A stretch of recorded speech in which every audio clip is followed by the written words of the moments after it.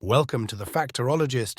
Paul Newman is an icon of the silver screen, a 10-time Oscar nominee who brought to life such memorable characters as Hud Bannon, Cool Hand, Luke Johnson, Butch Cassidy, and Doc Hudson over a half-century of box-office hits. But Newman was far more than an actor who wielded piercing blue eyes and a cutting wit to maximum effect, and he left a sizable impact on many areas of life beyond Hollywood. Grab a bowl of popcorn, preferably Newman's own, and settle in to learn 6 facts about the pride of Shaker Heights, Ohio. Number 1. Paul Newman narrowly avoided death in World War II. Newman spent the bulk of his World War II service time as a radioman and aircraft gunner, and while his duties kept him away from major combat action, he narrowly avoided a truly disastrous outcome. As described in Sean Levy's Paul Newman: A Life, the future actor was assigned to flight exercises off the USS Bunker Hill aircraft carrier in the Pacific, but his plane was grounded when the pilot developed an ear infection. That meant Newman missed the action that happened a few days later. On May 11, 1945, nearly 400 servicemen were killed by a pair of Japanese kamikaze attacks on the Bunker Hill, including every present member of Newman's squadron. Number 2. Newman publicly apologized for his first film role. While many actors dream of landing their first featured film role, the experience was a nightmare for Newman. Tapped to star in The Silver Chalice, a 1954, as a Greek silversmith who fashions a cup to commemorate Jesus Christ at the Last Supper, the Hollywood newcomer butted heads with director Victor Saville and never found a comfort zone in matters ranging from delivering dialogue to riding a camel. He later called it the worst film to be made in the entirety of the 1950s. While Newman eventually overcame this early career hurdle, the rising star was aghast to learn that a Los Angeles television station was airing The Silver Chalice in 1963. As a result, according to A Life, Newman took out ads in 2 local papers begging people not to watch the movie. The ads backfired, as curious viewers tuned in to see what all the fuss was about.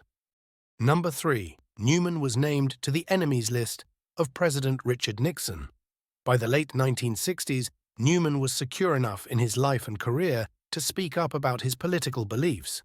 This placed him at odds with the agenda of Richard Nixon, and in both 1968 and 1972, the actor campaigned for Nixon's Democratic opponents in the presidential elections.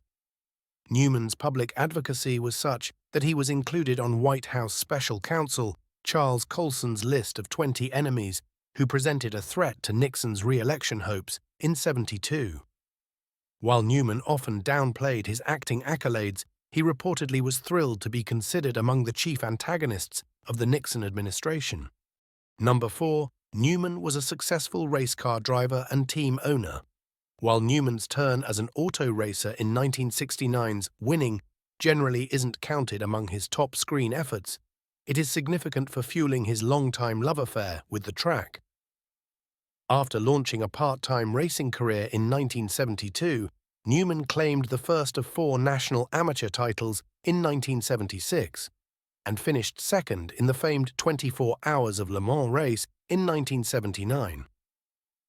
Meanwhile, he began funneling his considerable resources into auto racing ownership, building a team that scored more than 100 wins from 1983 to 2008.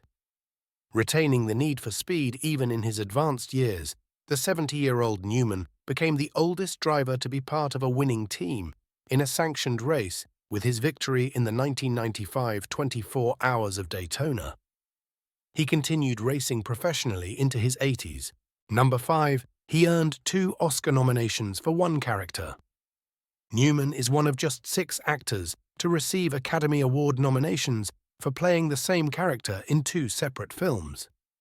He first earned a nod for the role of ambitious pool shark Fast Eddie Felson in The Hustler, 1961, and later won his first and only competitive Oscar after returning as an aging Nelson in The Color of Money, 1986. The other 5 actors with this distinction are Bing Crosby as Father Chuck O'Malley in Going My Way, 1944, and The Bells of St. Mary's, 1945. Peter O'Toole as King Henry II in Becket, 1964, and The Lion in Winter, 1968. Al Pacino as Michael Corleone in The Godfather, 1972, and The Godfather, Part 2, 1974. Kate Blanchett as Queen Elizabeth V in Elizabeth, 1998, and Elizabeth, The Golden Age, 2007, and Sylvester Stallone as Rocky Balboa in Rocky, 1976, and Creed, 2015. Number 6. He gave away a fortune to charities. For all his success as an actor, Newman's most enduring accomplishments may well have come as a philanthropist.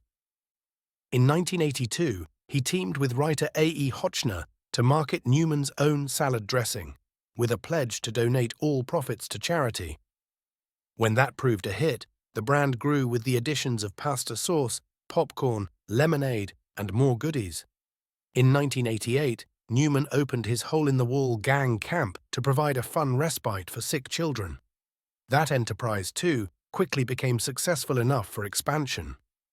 By the time of Newman's death in September 2008, Newman's own foundation was operating 11 such camps around the world and had awarded some $250 million to charities since the first bottle of salad dressing was plucked from a store shelf.